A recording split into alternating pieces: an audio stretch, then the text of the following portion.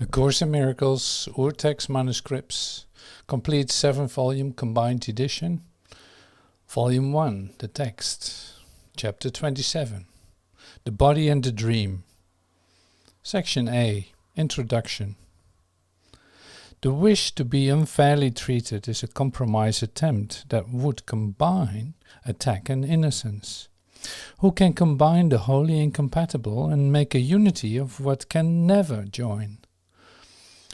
Walk you the gentle way, and you will fear no evil and no shadows in the night. But place no terror symbols on the path, or you will weave a crown of thorns from which your brother and yourself will not escape. You cannot crucify yourself alone. And if you are unfairly treated, you must suffer the unfairness that you see. You cannot sacrifice yourself alone, for sacrifice is total. If it occurs at all, it would entail the whole of God's creation and the Father with the sacrifice of his beloved Son. In your release from sacrifice is his made manifest and shown to be his own. But every pain you suffer do you see as proof that he is guilty of attack. Thus would you make yourself to be the sign that he has lost his innocence and need not look on you to realize that he has been condemned. And what to you has been unfair will come to him in righteousness. The unjust vengeance that you suffer now belongs to him, and when it rests on him, are you set free? Wish not to make yourself a living symbol of his guilt, for you will not escape the death you make for him, and in his innocence you find your own. Section B, the picture of the Crucifixion. Whenever you consent to suffer pain, to be deprived, unfairly treated, or in need of anything, you but accuse your brother of attack upon God's Son. You hold a picture of your crucifixion before his eyes, that he may see his sins are written in heaven in your blood and death, and go before him, closing off the gate, and damning him to hell. Yet this is writ in hell, not in heaven, where you are beyond attack and prove his innocence. The picture of yourself you offer him, you show yourself, and give it all your faith. The Holy Spirit offers you to give to him a picture of yourself in which there is no pain and no reproach at all. And what was martyred to his guilt becomes the perfect witness to his innocence. The power of witness is beyond belief, because it brings conviction in its wake. The witness is believed because he points beyond himself to what he represents. A sick and suffering you but represents your brother's guilt.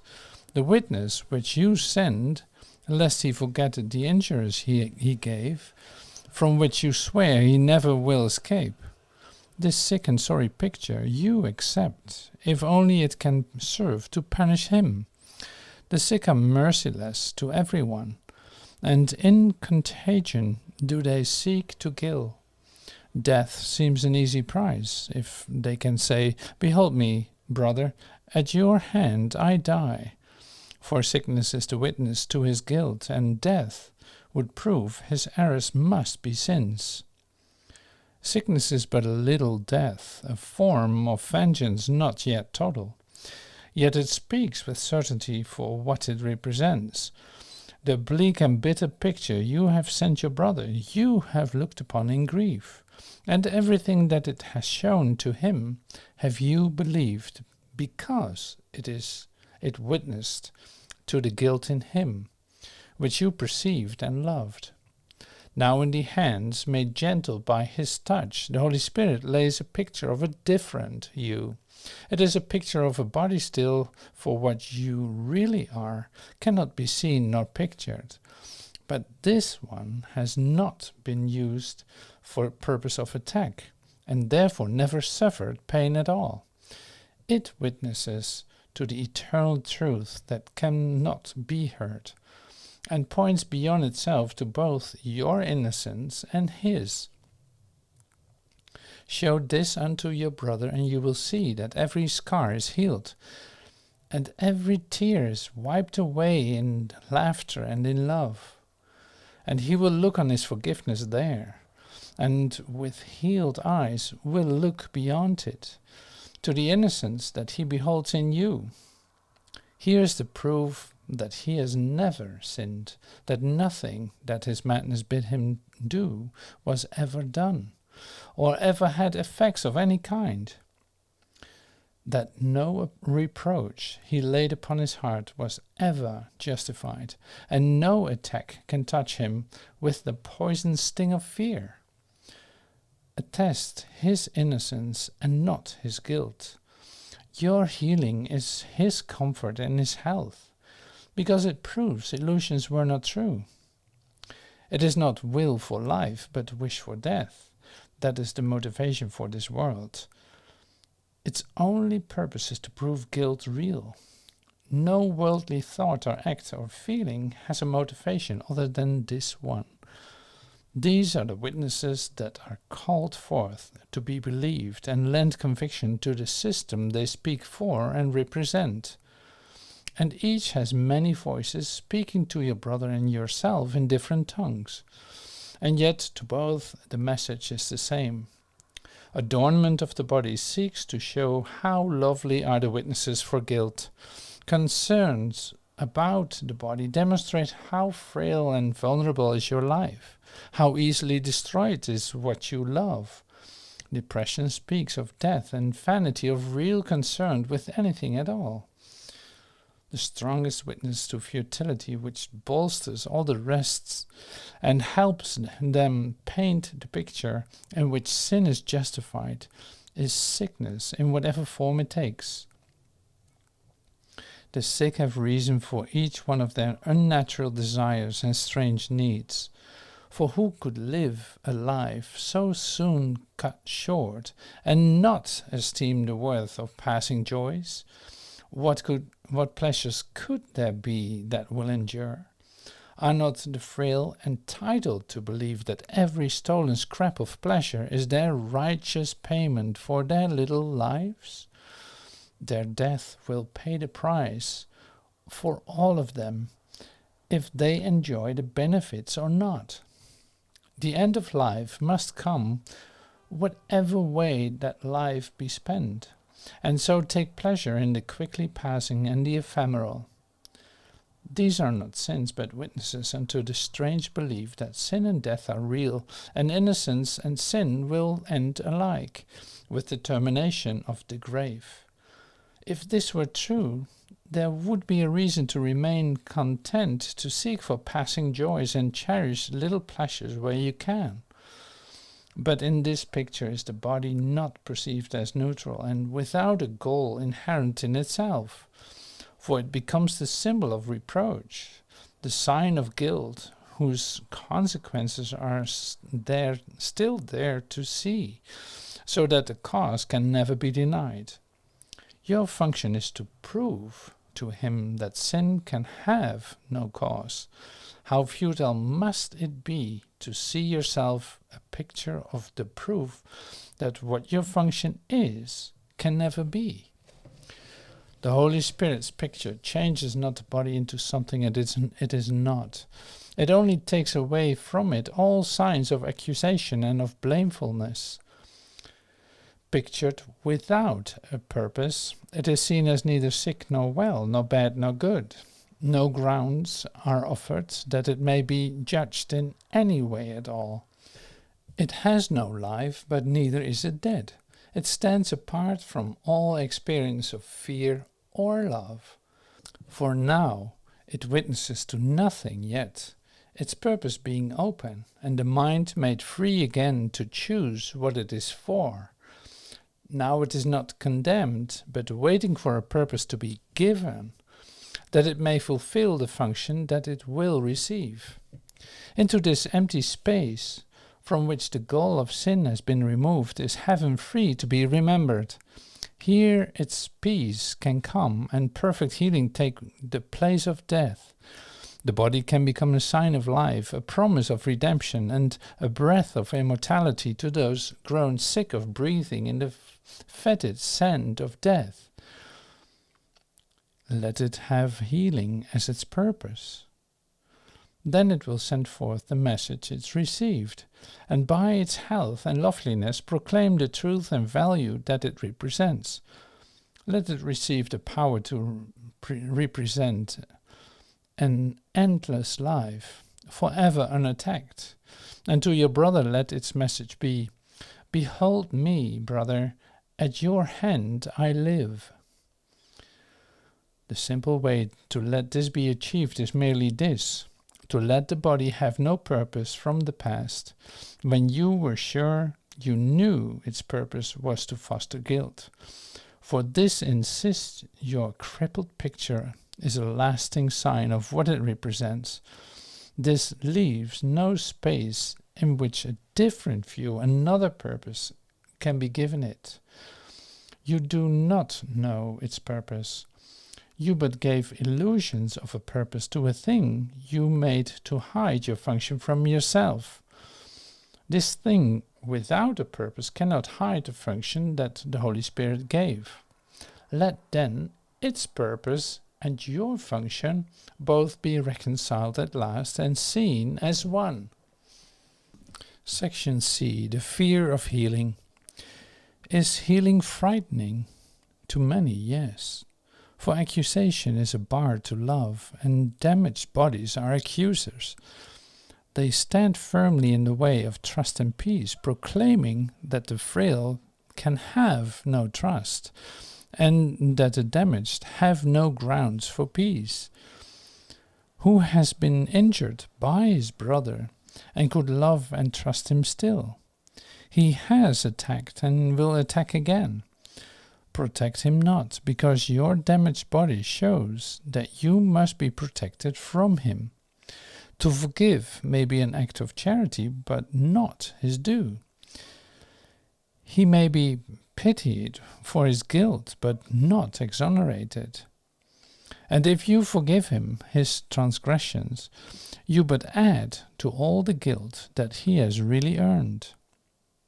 The unhealed cannot pardon, for they are the witnesses that pardon is unfair. They would retain the consequences of the guilt they overlook. Yet no one can forgive a sin which he believes is real. And what has consequences must be real, because what it has done is there to see. Forgiveness is not pity, which but seeks to pardon what it knows to be the truth. Good cannot be returned for evil, for forgiveness does not first establish sin and then forgive it. Who can say and mean, my brother, you have injured me, and yet, because I am better, the better of the two, I pardon you my hurt? His pardon and your hurt cannot exist together. One denies the other and must make it false. To witness sin and yet forgive it is a paradox which reason cannot see, for it maintains what has been done to you deserves no pardon, and by giving it you grant your brother mercy, but retain the proof he is not really innocent. The sick remain accusers. They cannot forgive their brothers and themselves as well, for no one in whom true forgiveness reigns can suffer. He holds not the proof of sin before his brother's eyes, and thus he must have overlooked it and removed it from his own. Forgiveness cannot be for one and not for the other. Who forgives is healed, and in his healing lies the proof that he has truly pardoned and retains no trace of condemnation that he still would hold against himself or any living thing. Forgiveness is not real unless it brings a healing to your brother and yourself. You must attest his sins had no effect on you to demonstrate they were not real. How else could he be guiltless? And how could his innocence be justified unless his sins have no effect to warrant guilt? Sins are beyond forgiveness just because they would entail effects which cannot be undone and overlooked entirely. In their undoing lies the proof that they were merely errors. Let yourself be healed that you may be forgiving, offering salvation to your brother and yourself. A broken body shows the mind has not been healed. A miracle of healing proves that separation is without effect. What you would prove to him you will believe. The power of witness comes from your belief, and everything you say or do or think but testifies to what you teach to him. Your body can be means to teach that it has never suffered pain because of him, and in its healing can it offer him mute testimony to his innocence. It is this testimony that can speak with power greater than 1,000 tongues. For here is his forgiveness proved to him. A miracle can offer nothing less to him than it has given unto you. So does your healing show your mind is healed and has forgiven what he did not do. And so is he convinced his innocence was never lost and healed along with you. Thus does the miracle undo all things the world attests can never be undone, and hopelessness and death must disappear before the ancient clarion call of life. This call has power far beyond the weak and miserable cry of death and guilt. The ancient calling of the Father to his Son, and of the Son unto his own, will yet be the last trumpet that the world will ever hear. Brother, there is no death. And this you learn when you but wish to show your brother that you had no hurt of him. He thinks your blood is on his hands, and so he stands condemned. But it is given you to show him, by your healing, that his guilt is but the fabric of a senseless dream. How just are miracles, for they bestow an equal gift of full deliverance from guilt upon your brother and yourself. Your healing saves him pain as well as you, and you are healed because you wished him well. This is the law of miracle. The miracle obeys, that healing has no specialness at all. It does not come from pity, but from love. And love would prove all suffering is but a vain imagining, a foolish wish with no effects. Your health is the result of your desire to see a brother with no blood upon his hands, nor guilt upon his heart made heavy with the proof of sin. And what you wish is given you to see. The cost of your serenity is his. And this is the price the Holy Spirit and the world interpret differently. The world perceives it in a statement of the fact that your salvation sacrifices his.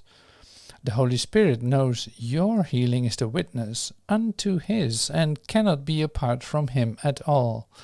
As long as he consents to suffer, you will be unhealed. But you can show him his suffering is purposeless and wholly without cause. Show him your healing, and he will consent no more to suffer. For his innocence has been established in your sight and his, and laughter will replace your sighs, because God's Son remembered that he is God's Son. Who then fears healing? Only those to whom their brother's sacrifice and pain is seen to represent their own serenity. Their helplessness and weakness represent grounds on which they justify his pain. The constant sting of guilt he suffers serves to prove that he is slave and that they are free. The constant pain they suffer demonstrates that they are free because they hold him bound. And sickness is desired to prevent a shift of balance in the sacrifice. How could the Holy Spirit be deterred an instant? Even less, to reason with an argument for sickness such as this? And need your healing be delayed because you pause to listen to insanity? Correction is not your function. It belongs to one who knows of fairness, not of guilt. If you assume correction's role, you lose the function of forgiveness. No one can forgive until he learns correction is but to forgive and never to accuse. Alone you cannot see they are the same, and therefore is correction not of you. Identify and function are the same, and by your function do you know yourself. And thus, if you confuse your function with the function of another, you must be confused about yourself and who you are. What is the separation but a wish to take God's function from him and deny that it is his? Yet if it is not his, it is not yours, for you must lose what you would take away. In a split mind, identity must seem to be divided, nor can anyone perceive a function unified which has conflicting purposes and different ends. Correction to a mind so split must be a way to punish sins you think are yours in someone else, and thus does he become your victim, not your brother. Different from you in that he is more guilty, thus in need of your correction, and the one more innocent than he. He splits his function off from yours and gives you both a different role, and so you cannot be perceived as one, and with a single function that would mean a shared identity with but one end. Correction you would do must separate, because that is the function given it by you. When you perceive correction is the same as pardon, then you also know the Holy Spirit's mind and yours are one, and so your own identity is found. Yet must he work with what is given him, and you allow him only half your mind, and thus he represents the other half, and seems to have a different purpose from the one you cherish, and you think is yours.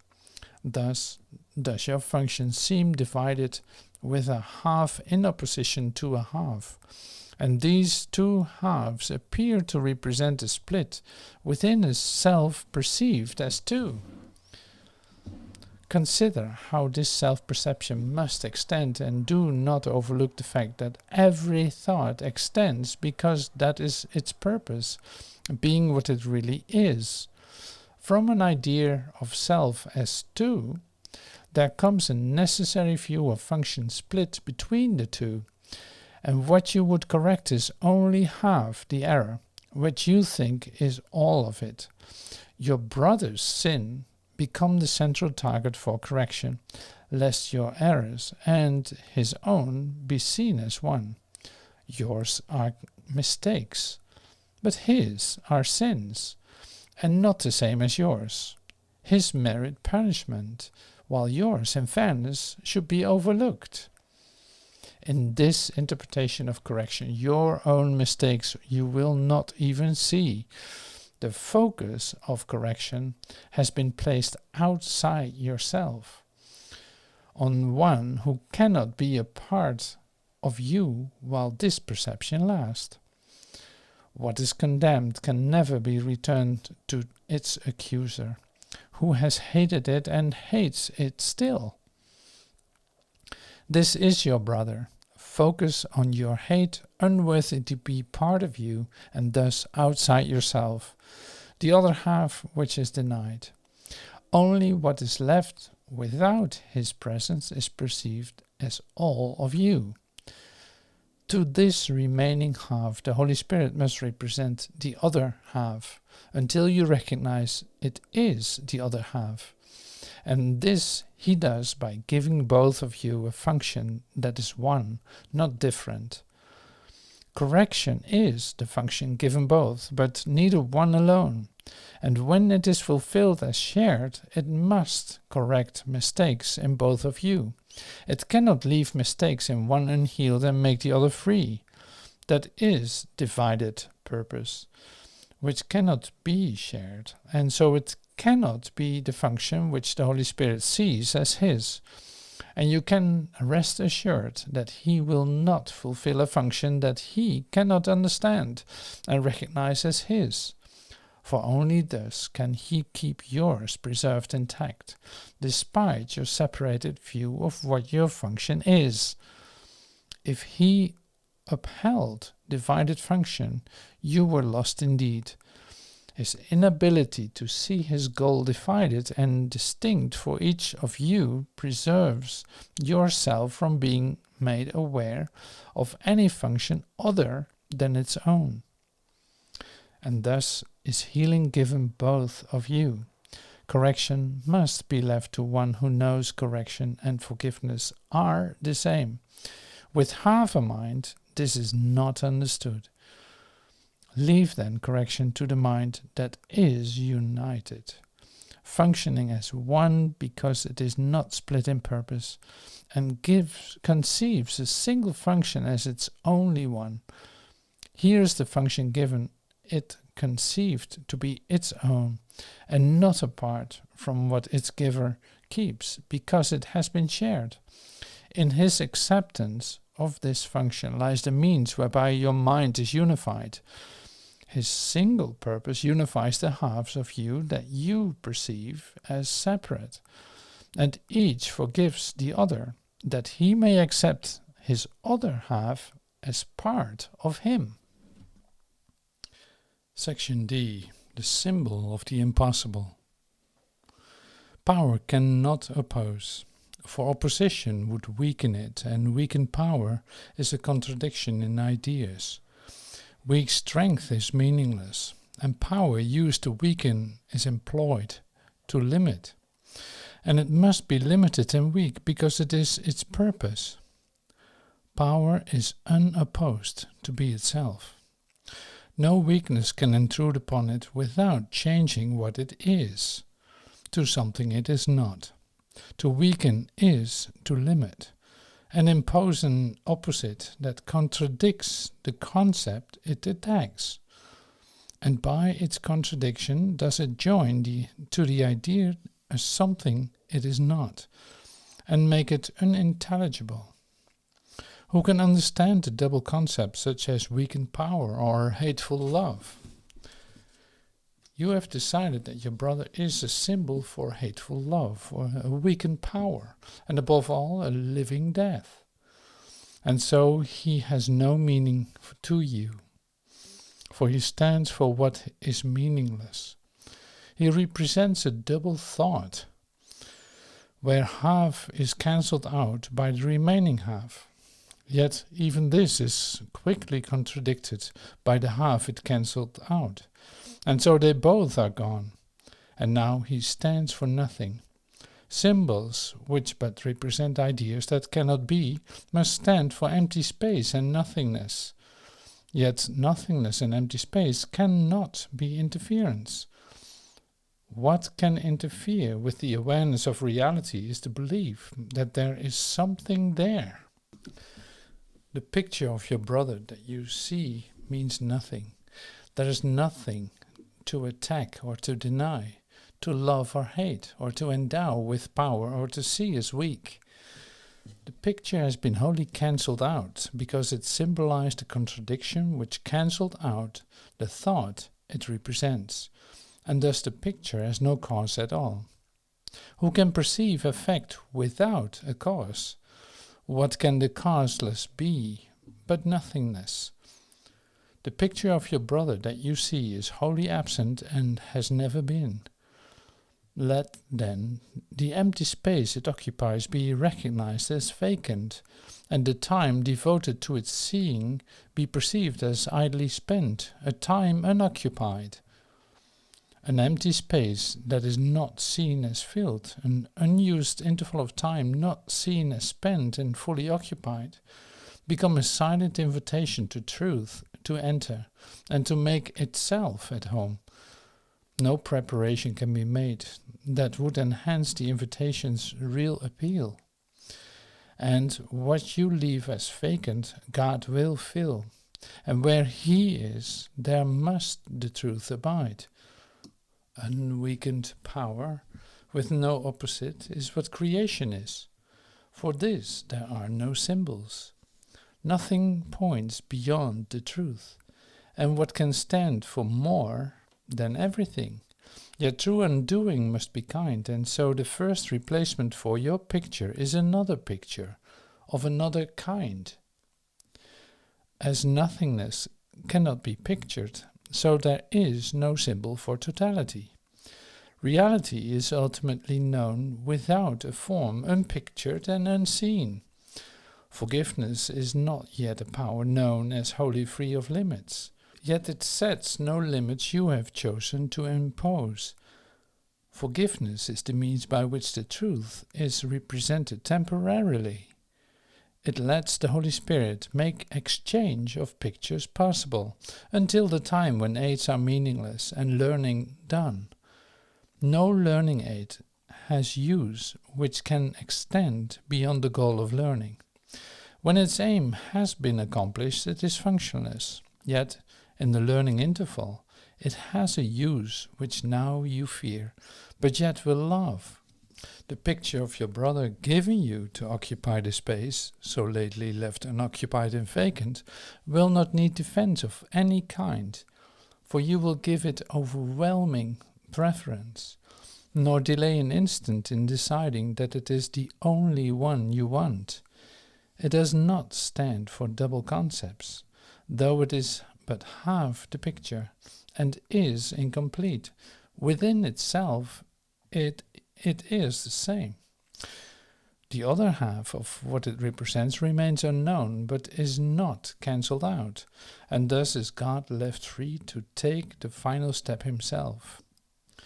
For this, you need no pictures and no learning aids, and what will ultimately take the place of every learning aid will merely be. Forgiveness vanishes and symbols fade, and nothing that the eyes have ever seen or ears have heard remains to be perceived. A power wholly limitless has come, not to destroy, but to receive its own. There is no choice of function anywhere. The choice you fear to lose, you never had. Yet only this appears to interfere with power unlimited and single thoughts, complete and happy, without opposite. You do not know the piece of power which opposes nothing, yet no other kind can be at all. Give welcome to the power beyond forgiveness and beyond the word of symbols and of limitations. He would merely be, and so he merely is. Section E, the quiet answer. In quietness are all things answered, and is every problem quietly resolved. In conflict there can be no answer and no resolution, for its purpose is to make no resolution possible and to ensure no answer will be plain. A problem set in conflict has no answer, for it is seen in different ways. And what would be an answer from one point of view is not an answer in another light. You are in conflict, thus it must be clear you cannot answer anything at all, for conflict has no limited effects. Yet if God gave an answer, there must be a way in which your problems are resolved, for what he wills already has been done. Thus it must be that time is not involved and every problem can be answered now. Yet it must also be that in your state of mind, solution is impossible. Therefore God must have given you a way of reaching to another state of mind, in which the answer is already there. Such is the holy instant.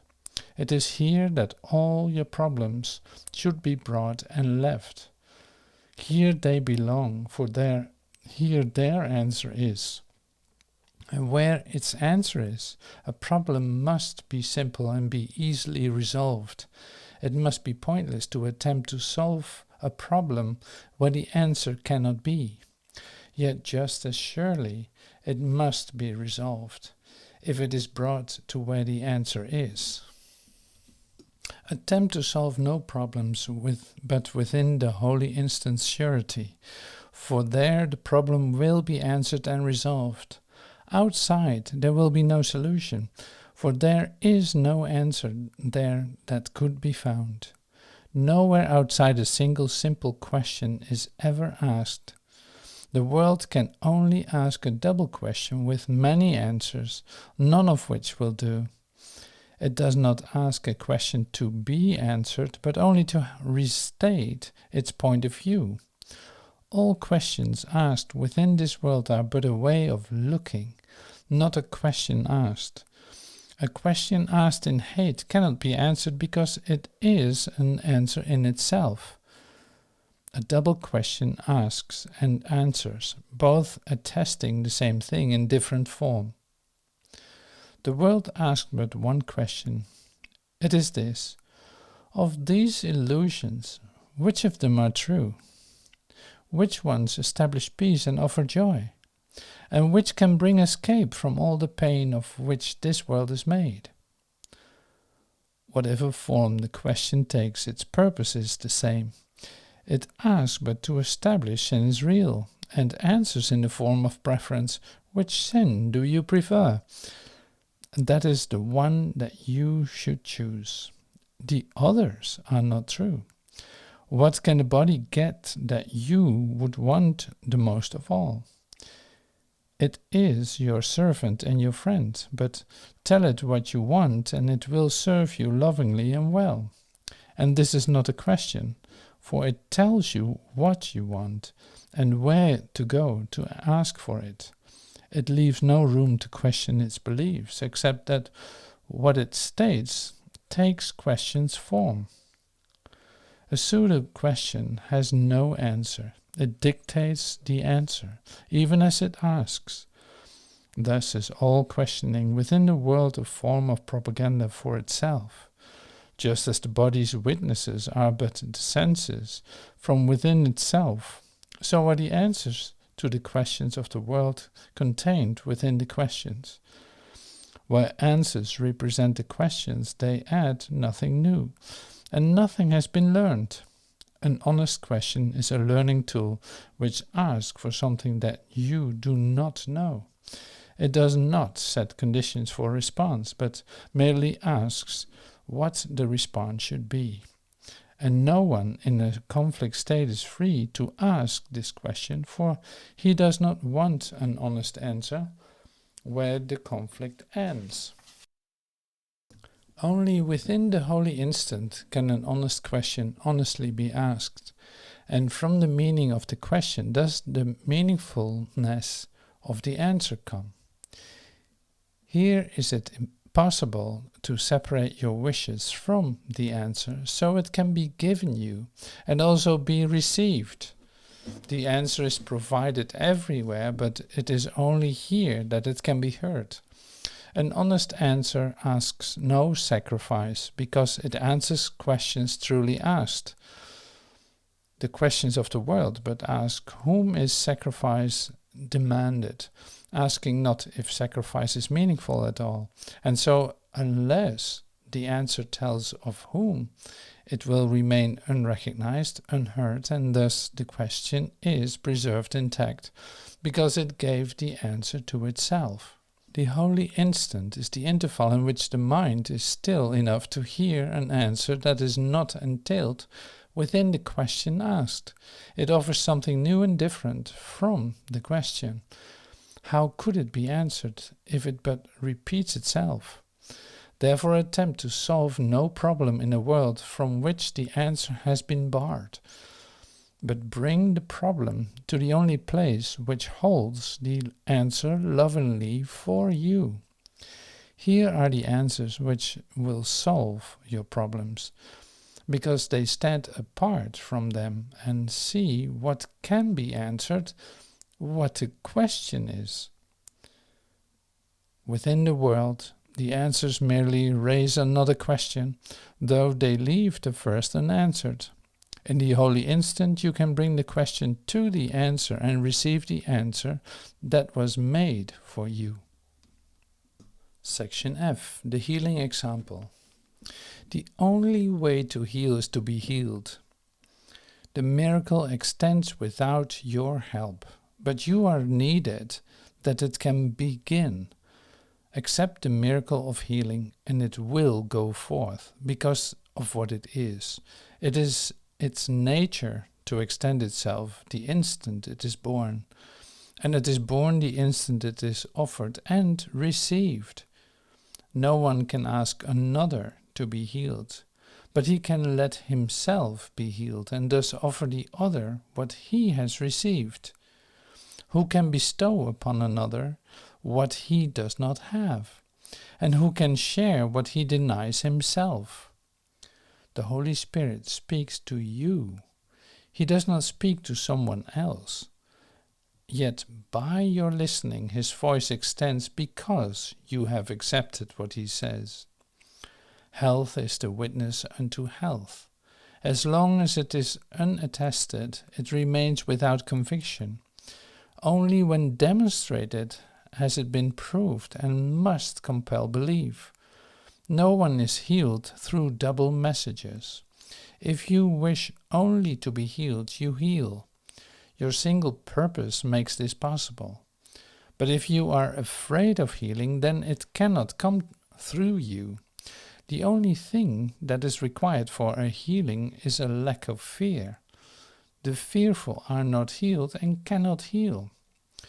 This does not mean the conflict must be gone forever from your mind. For if it were, there were no need for healing anymore. But it does mean, if only for an instant, you love without attack. An instant is sufficient. Miracles wait not on time. The holy instant is the miracle's abiding place. From there, each one is born into this world as witness to a state of mind which has transcended conflict and has reached to peace. It carries comfort from the place of peace into the battleground and demonstrates that war has no effects. For all the hurt that war has sought to bring, the broken bodies and the shattered limbs, the screaming dying and the silent dead are gently lifted up and comforted. There is no sadness where a miracle has come to heal, and nothing more than just one instant of your love without attack is necessary, that all this occur. In that one instant are you healed, and in that single instant is all healing done. What stands apart from you when you accept the blessing that the holy instant brings? Be not afraid of blessing, for the one who blesses you loves all the world and leaves nothing within the world that could be feared. But if you shrink from blessing, will the world indeed seem fearful? For you have withheld its peace and comfort, leaving it to die. Would not a world so bitterly bereft be looked on as a condemnation by one who could have saved it, but stepped back because he was afraid of being healed? The eyes of all the dying bring reproach, and suffering whispers, what is there to fear? Consider well its question. It is asked of you on your behalf. A dying world asks only that you rest an instant from attack upon yourself, that it be healed. Come to the holy instant and be healed, and nothing that is there received is left behind. On your returning to the world and being blessed, you will bring blessing. Life is given you to give the dying world, and suffering eyes no longer will accuse, but shine in thanks to you who blessing gave. The holy instant's radiance will light your eyes and give them sight to see beyond all suffering, and see Christ's face instead. Healing replaces suffering. Who looks on one cannot perceive the other, for they cannot both be there. And what you see the world will witness and will witness too. Thus is your healing everything the world requires that it may be healed. It needs one lesson that has perfectly been learned, and then when you forget, will the world remind you gently of what you have taught. No reinforcement will its thanks withhold from you who let yourself be healed, that it might live. It will call forth its witnesses to show the face of Christ to you who brought the sight to them, by which they witnessed it. The world of accusation is replaced by one in which all eyes look lovingly upon the friend who brought them their release, and happily your brother will perceive the many friends he thought were enemies. Problems are not specific, but they take specific forms, and these specific shapes make up the world. And no one understands the nature of his problem. If he did, it would be there no more for him to see. Its very nature is that it is not, and thus while he perceives it, he cannot perceive it as it is. But healing is apparent in specific instances and generalizes to include them all. This is because they really are the same, despite their different forms. All learning aims at transfer, which becomes complete within two situations which are seen as one, for only common elements are there. But this can only be attained by one who does not see the differences you see.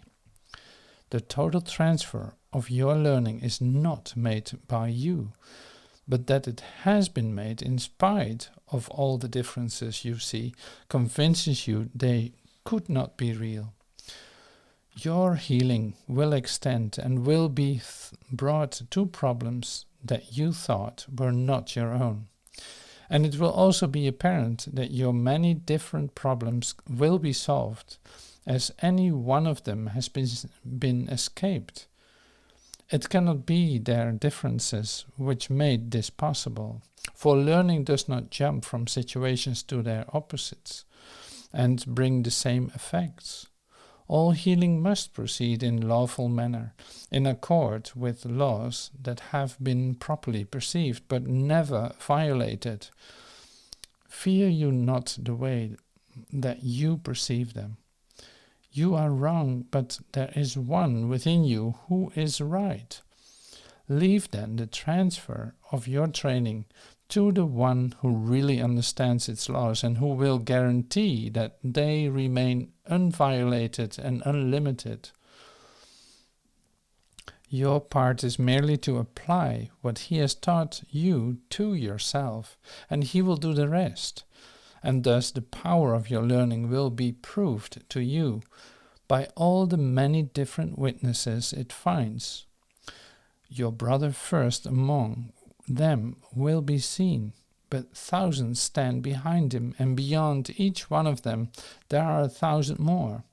Each one may seem to have a problem which is different from the rest, but they are solved together, and their common answer shows the questions could not have been separate. Peace be to you whom is healing offered, and you will learn that peace is given you when you accept the healing for yourself. Its total value need not be appraised by you to let you understand that you have benefited from it.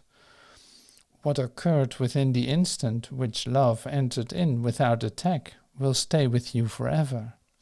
Your healing will be one of its effects, and as will your brother's. Everywhere you go, will you behold its multiplied effects. Yet all the witnesses that you behold will be far less than all there really are. Infinity cannot be understood by merely counting up the separate parts. God thanks you for your healing, for he knows it is a gift of love unto his Son, and therefore it is given unto him. Section G. The purpose of pain. Pain demonstrates the body must be real. It is a loud, obscuring voice whose shrieks would silence what the Holy Spirit says and keep His words from your awareness. Pain compels attention, drawing it away from Him and focusing upon itself. Its purpose is the same as pleasure, for they both are means to make the body real. What shares a common function is the same. This is the law of purpose, which unites all those who share in it within itself. Pleasure and pain are equally unreal because their purpose cannot be achieved. Thus are they means for nothing, for they have a goal without meaning, and they share the lack of meaning that their purpose has. Sin shifts from pain to pleasure, and again to pain, for either witness is the same and carries but one message. You are here within this body, and you can be hurt. You can have pleasure too, but only at the cost of pain. These witnesses are joined by many more. Each one seems different, because it has a different name, and so it seems to answer to a different sound. Except for this, the witnesses of sin are all alike. Call pleasure pain, and it will hurt. Call pain pleasure, and the pain behind the pleasure will be felt no more. Sin's witnesses but shift from name to name, as one steps forward and another back. Yet which is foremost makes no difference. Sin's witnesses hear but the call of death. This body, purposeless within itself, holds all your memories and all your hopes. You use its eyes to see, its ears to hear, and let it tell you what it is it feels. It does not know. It tells you but the names you gave it to use when you call forth the witnesses to its reality. You cannot choose among them which are real, for any one you choose is like the rest. This name or that, but nothing more you choose. You do not make a witness true because you called him by truth's name. The truth is found in him. If it is truth, he represents, and otherwise he lies. If you should call him by the holy name of God himself, God's witness sees no witnesses against the body, neither does he hearken to the witnesses by other names, which speak in other ways for its reality. He knows it is not real, for nothing could contain what you believe it holds within, nor could it tell a part of God himself that it should feel, and what its function is. Yet must he love whatever you hold dear, and for each witness to the body's death, he sends a witness to your life in him who knows no death. Each miracle he brings is witness that the body is not real. Its pains and pleasures does he heal alike, for all sin's witnesses do his replace. The miracle makes no distinction in the names by which sin's witnesses are called. It merely proves that what they represent has no effects, and this it proves because its own effects have come to take their place. It matters not the name by which you called your suffering. It is no longer there. The one who brings the miracle perceives them all as one and called by name of fear. As fear is witness unto death, so is the miracle the witness unto life. It is a witness no one can deny, for it is the effects of life it brings. The dying live, the dead arise, and the pain has vanished.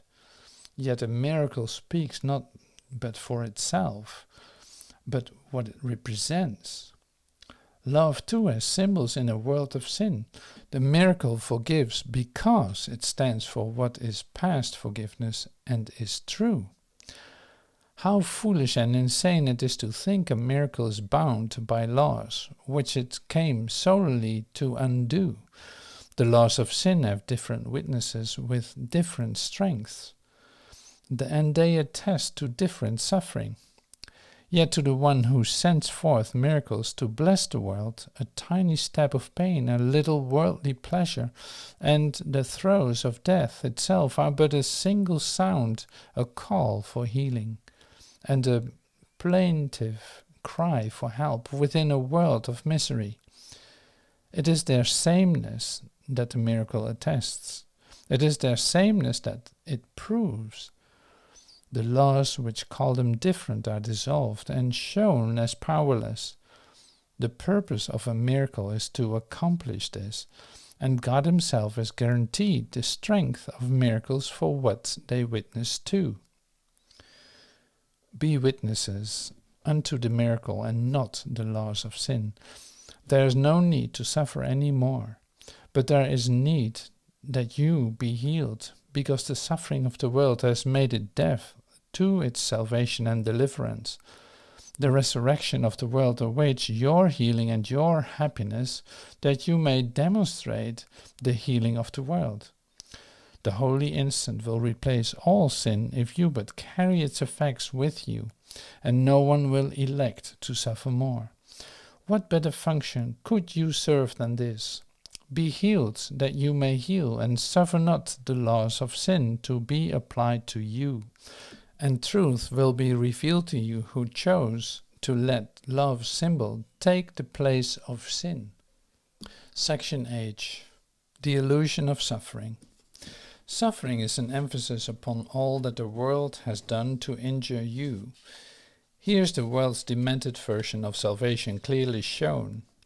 Like to a dream of punishment in which the dreamer is unconscious of what brought on the attack against himself, he sees himself attacked unjustly and by something not himself. He is the victim of this something else, a thing outside himself for which he has no reason to be held responsible. He must be innocent because he knows not what he does, but what is done to him.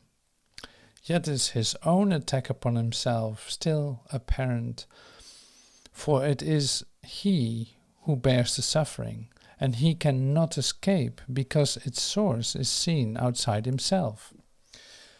Now you are being shown you can escape. All that is needed is you look upon the problem as it is, and not the way that you have set it up. How could there be another way to solve a problem which is very simple, but has been obscured by heavy clouds of complication, which were made to keep the problem unresolved? Without the clouds, the problem will emerge in all its primitive simplicity. The choice will not be difficult because the problem is absurd when clearly seen. No one has difficulty making up his mind to let a simple problem be resolved, if it is seen as hurting him and also very easily removed. The reasoning by which the world is made, on which it rests, by which it is maintained, is simply this: you are the cause of what I do. Your presence justifies my wrath, and you exist and think apart from me. While you attack, I must be innocent, and what I suffer from is your attack. No one who looks upon this reasoning exactly as it is could fail to see it does not follow, and it makes no sense. Yet it seems sensible because it looks as if the world were hurting you, and so it seems as if there is no need to go beyond the obvious in terms of cause. There is indeed a need. The world's escape from condemnation is a need which those within the world are joined in sharing. Yet they do not recognize their common need. For each one thinks that if he does his part, the condemnation of the world will rest on him. And it is this that he perceives to be his part in deliverance. Vengeance must have a focus, otherwise it is Avenger's knife in his own hand and pointed to himself, and he must see it in another hand. if he would be a victim of attack he did not choose. And thus he suffers from the wounds a knife he does not hold has made upon himself. This is the purpose of the world he sees, and looked at thus, the world provides the means by which this purpose seems to be fulfilled. The means attest the purpose, but are not themselves a cause, nor will the cause be changed by seeing it apart from its effects.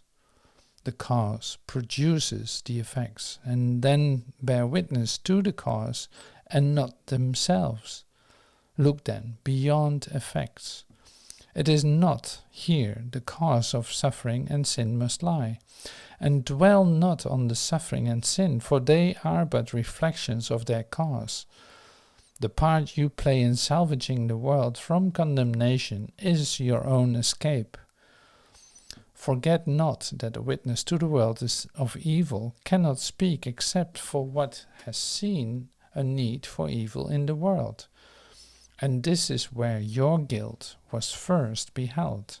In separation from your brother was the first attack upon yourself begun, and it is this the world bears witness to. Seek not another cause, nor look among the mighty legions of its witnesses for its undoing. They support its claim on your allegiance. What conceals the truth is not where you should look to find the truth.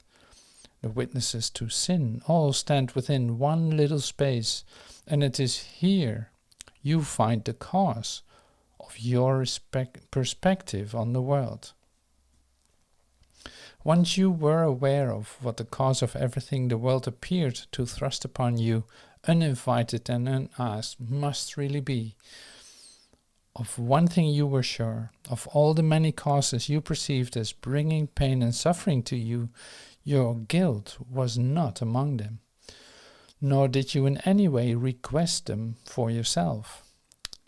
This is how all illusions come about. The one who makes them does not see himself as making them, and their reality does not depend on him. Whatever cause they have is something quite apart from him, and what he sees is separate from his mind. He cannot doubt his dreams' reality because he does not see the part he plays in making them, and making them seem real. No one can awaken from a dream the world's dreaming for him.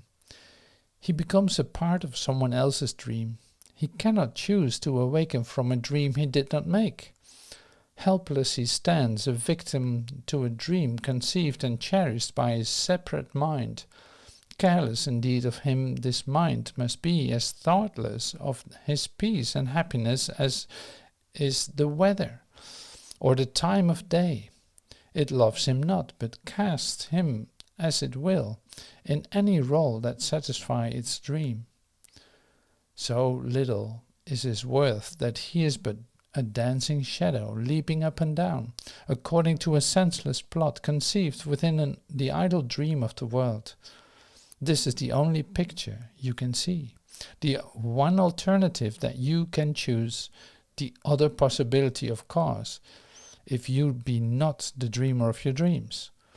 And this is what you choose if you deny the suffering. The cause of suffering is in your own mind. Be glad indeed, for thus are you the one decider of your destiny and time.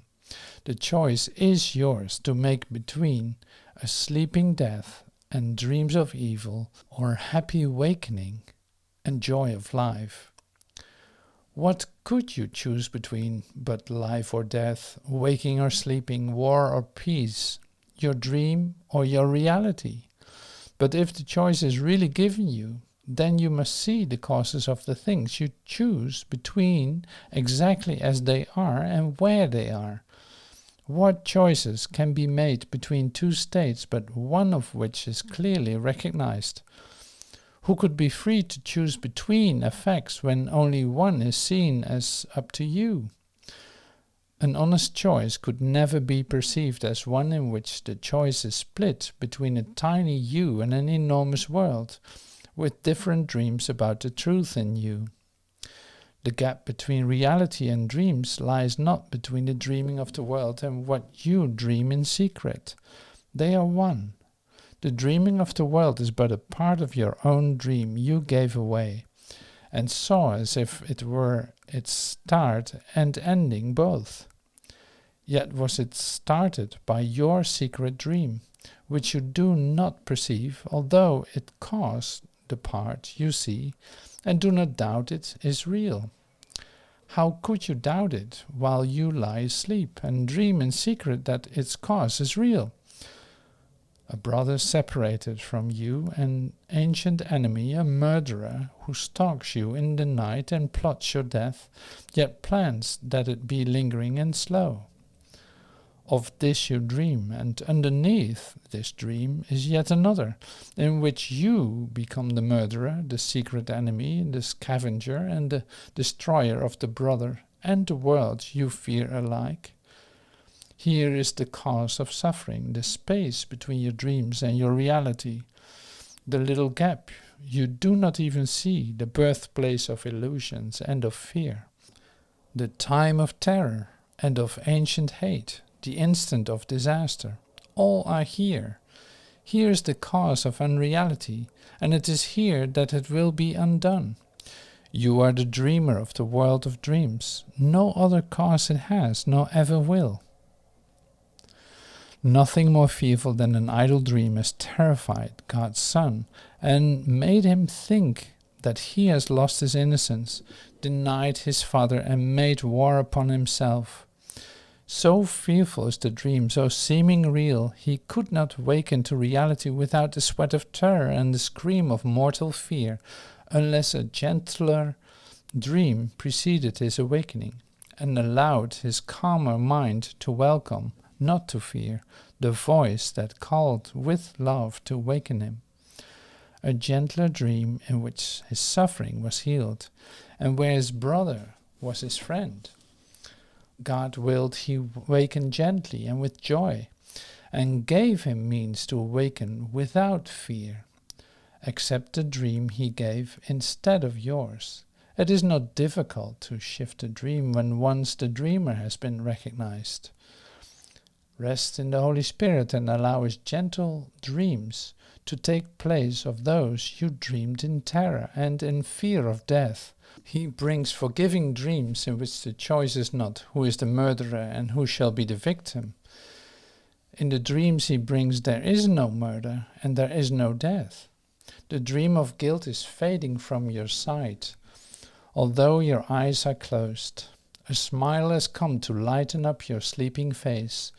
The sleep is peaceful now, for these are happy dreams.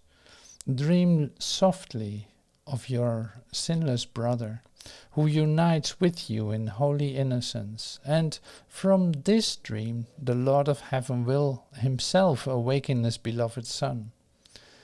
Dream of your brother's kindnesses instead of dwelling in your dreams on his mistakes. Select his thoughtfulness to dream about instead of counting up the hurts he gave. Forgive him his illusions and give thanks to him for all the helpfulness he gave.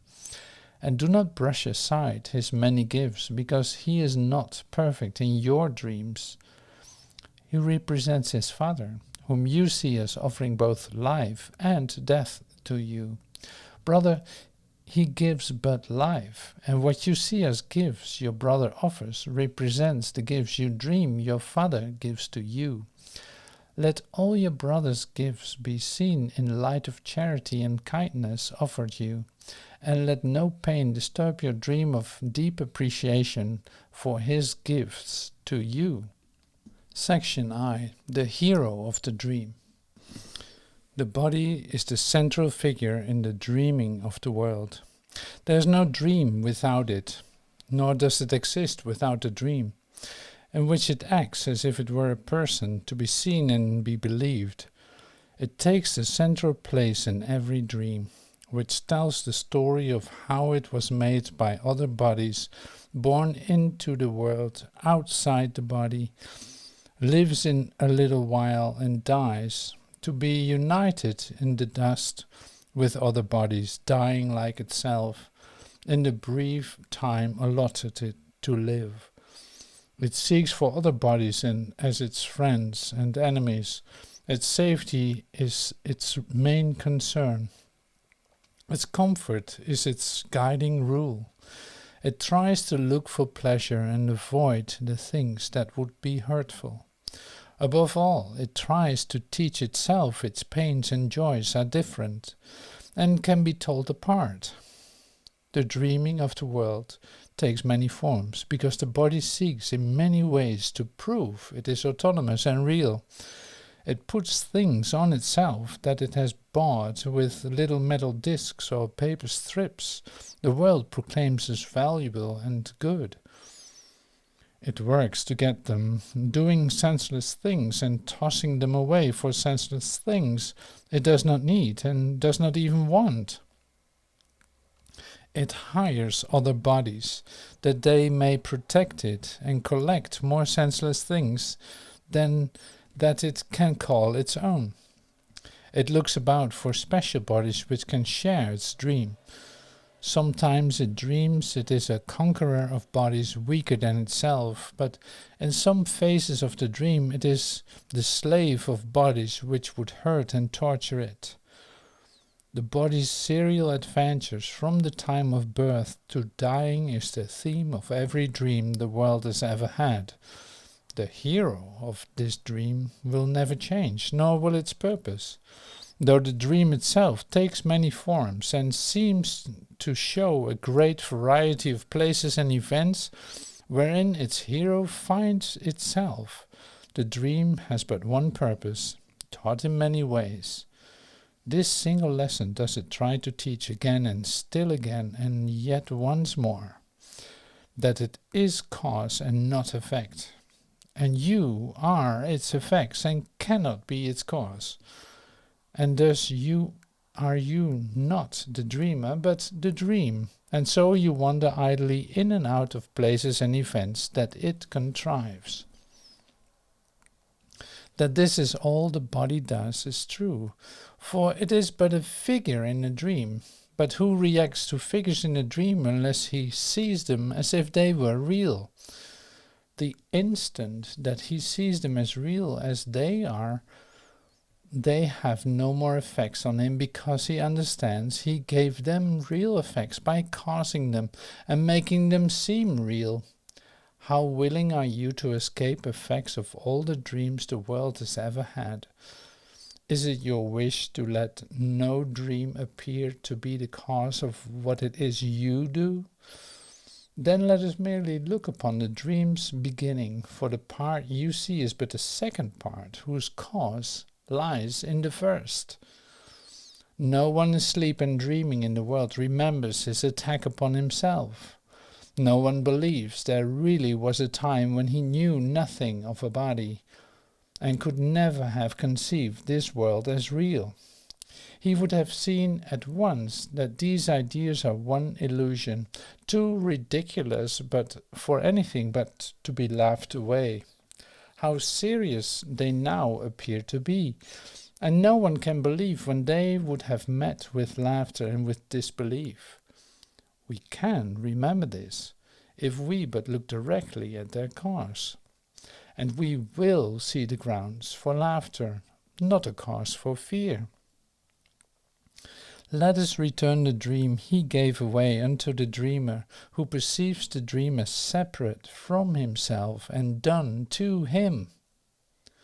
Into eternity, where all is one, there crept a tiny mad idea, at which the Son of God remembered not to laugh. In his forgetting did the thought become a serious idea, and possible of both accomplishment and real effects. Together we can laugh them both away and understand that time cannot intrude upon eternity. It is a joke to think that time can come to circumvent eternity, which means there is no time. A timelessness in which is time made real, a part of God which can attack itself, a separate brother as an enemy, a mind within a body, all are forms of circularity, whose ending starts at its beginning, ending at its cause. The world you see depicts exactly what you thought you did, except that now you think that what you did is being done to you. The guilt for what you taught is being placed outside yourself and on a guilty world which dreams your dreams and thinks your thoughts instead of you. It brings its vengeance, not your own.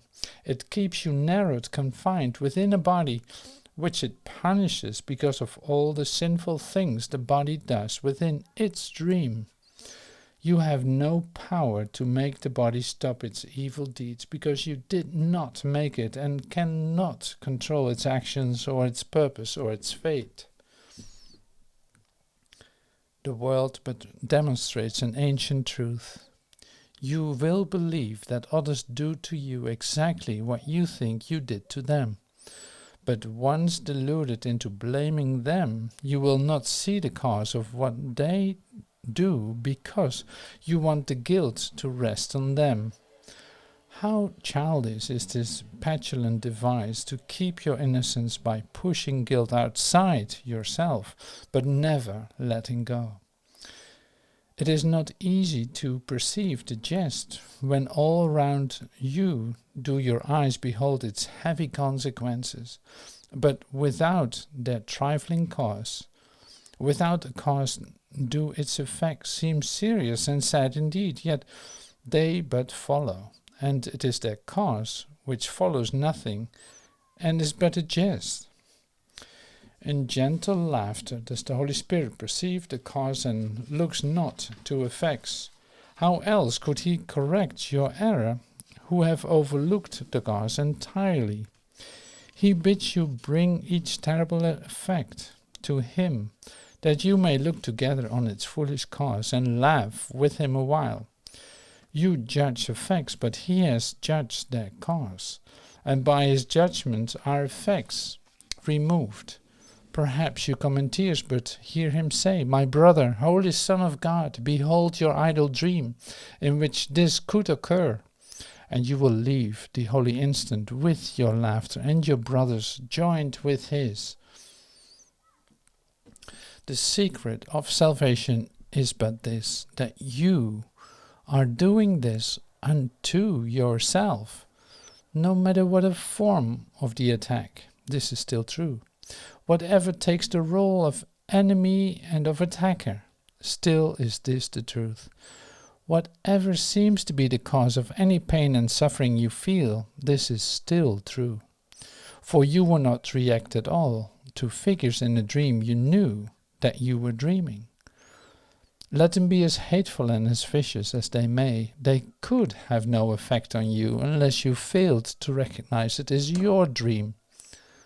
This single lesson learned will set you free from suffering, whatever form it takes. The Holy Spirit will repeat this one inclusive lesson of deliverance until it has been learned, regardless of the form of suffering that it brings you pain. Whatever hurt you bring to him, he will make answer with his simple, very simple truth. For this one answer takes away the cause of every form of sorrow and of pain. The form affects his answer not at all, for he would teach you but the single cause of all of them, no matter what their form is. And you will understand that miracles reflect the simple statement, "I have done this thing, and it is this I would undo." Bring then all forms of suffering to him who knows that every one is like the rest. He sees no differences where none exist, and he will teach you how each one is caused. None has a different cause from all the rest, and all of them are easily undone by but a single lesson truly learned. Salvation is a secret you have kept from yourself. The universe proclaims it so, but to its witness you pay no heed at all. For they attest the thing you do not want to know. They seem to keep it secret from you. Yet you need but learn to choose, but not to listen, not to see. How differently will you perceive the world when this is recognized? When you forgive the world your guilt, you will be free of it. Its innocence does not demand your guilt, nor does your guiltlessness rest on its sins. This is the obvious, a secret kept from no one but yourself, and it is this that has maintained you separate from the world and kept your brother separate from you.